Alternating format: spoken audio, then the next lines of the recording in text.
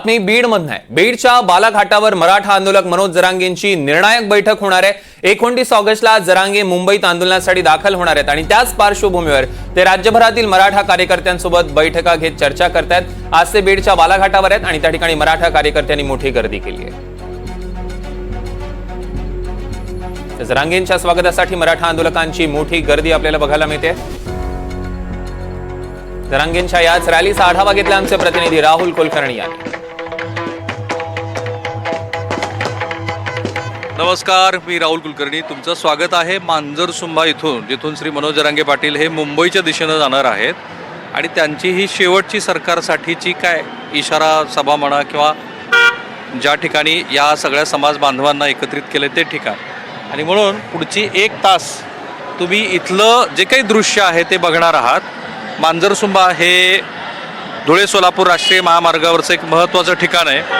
समोरून अहिल्यानगर, इकडनं बीडकडनं म्हणजे परळी भागातनं येणारा रस्ता, माझ्या डाव्या बाजूला धाराशिवकडनं येणारा रस्ता आणि उजव्या बाजूला छत्रपती संभाजीनगर आणि बीड इथून येणारा रस्ता, असा तो रस्ता आणि त्या ठिकाणची ही दृश्य तुम्ही बघताय। साधारणपणे गेली 4-5 दिवस ह्या मुंबईला जाण्यासाठीची तयारी सगळीकडे सुरू होती आणि त्या तयारीसाठी प्रत्येक गावागावात बैठका होत होत्या।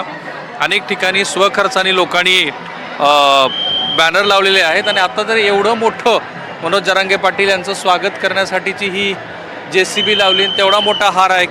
किती मोठा हार आहे ते? केवढा मोठा आहे? केवढा मोठा आहे? 20 फूट आहे। हा, 20 फुटाचा हार आहे।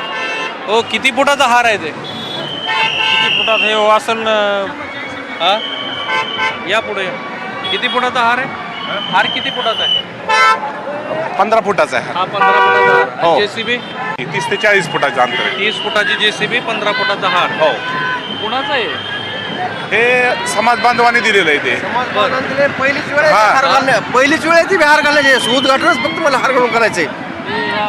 क्रेनचं या उद्घाटनच आहे, क्रेनचं। या पुढे उद्घाटनच क्रेनचं त्याच्यावरती आहे। असं दिसतं आहे की या आंदोलनाच्या निमित्तानं ह्या क्रेनचं पण उद्घाटन होणार आहे आणि अर्थात ट्रॅफिक जाम आहे। डाव्या बाजूला तुम्ही बघत असाल तर ट्रॅफिक जाम झालेलं आहे। पुन्हा पोलिसांना ते मदत करत आहेत त्या ट्रॅफिक जामचं करण्यासाठी। कुणाचं आहे JCB? काय आहे? पोकला ना JCB? JCB है। किसका है? सचिन सर, सचिन। नया है क्या? हाँ, नया है। आज पहला ही काम है इसका? नहीं, इससे पहला भी हुआ है। हो चुका है। कुणाचं आहे का मालक इथं? मालक है क्या? हाँ। कहाँ है? बोला उनको। कुठे आहेत मालक? असं पुढे बघा, मालक कोण आहेत? तर हे आत्ताचं दृश्य इथलं, हा एवढा मोठा हार, नंतर राष्ट्रीय महामार्गावरती हे जमलेले लोक, त्यासाठी जागोजागी होत असलेलं ट्रॅफिक जाम, हे अशी आत्ताची इथलं दृश्य तुम्हाला पाहायला मिळतील। या सत्कार सोहळ्याच्या निमित्त इथे एक सत्कार होईल, त्यानंतर हे छोटीशी इथे पुन्हा 1, 2, 3, 4, 5, 6, 7, 8 JCB आहेत।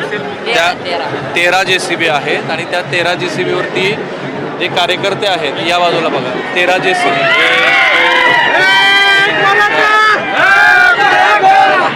त्यासाठी महेश पाटलांचा चलो मुंबई अशा पद्धतीचे बॅनर लागलेले आहेत। राष्ट्रीय महामार्गावरती पण जे तरुण आहेत ते तरुण दिसत आहेत। काय मुंबईला जायचं? कशाला? आरक्षणासाठी।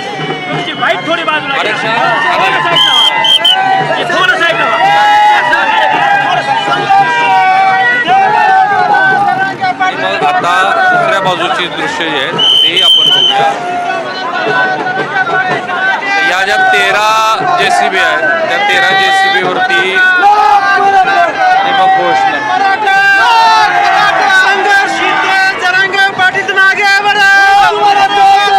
आता कुठे जायचंय? मुंबईला जायचंय। आता कुठे जायचंय?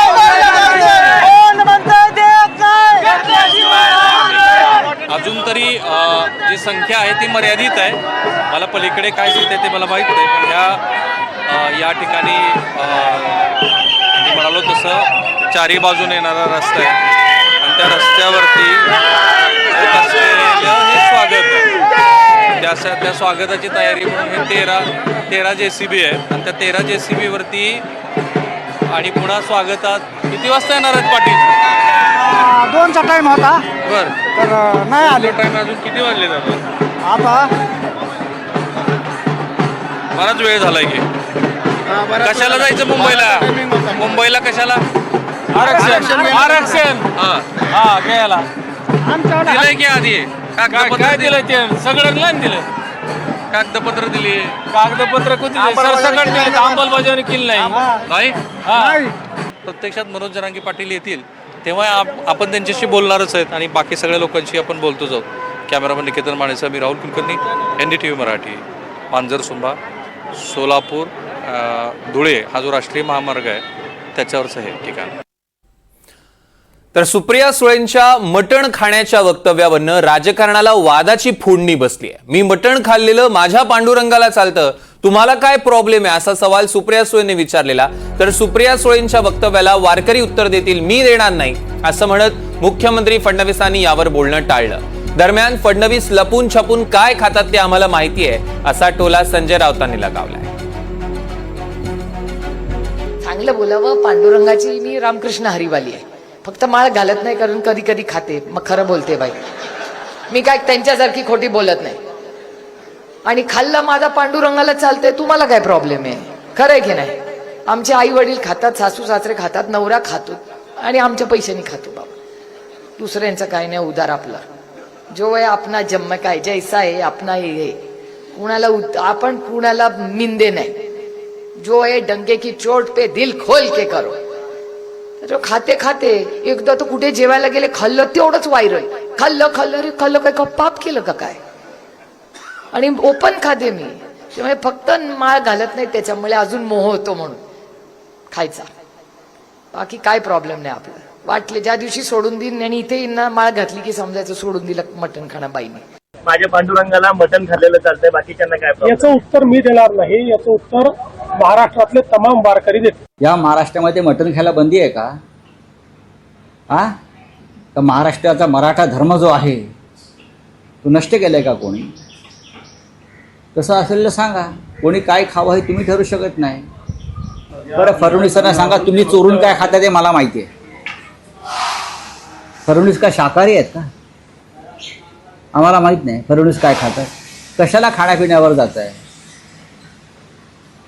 खाण्यावर जा. स्वतः काय खाताय? मटण चिकन का महाग झाले आहे मार्केटला? आम्ही खातो म्हणून नाही. जे कालपर्यंत खात नव्हते तेच जाऊन रांग लावून घेत आहेत तिथे.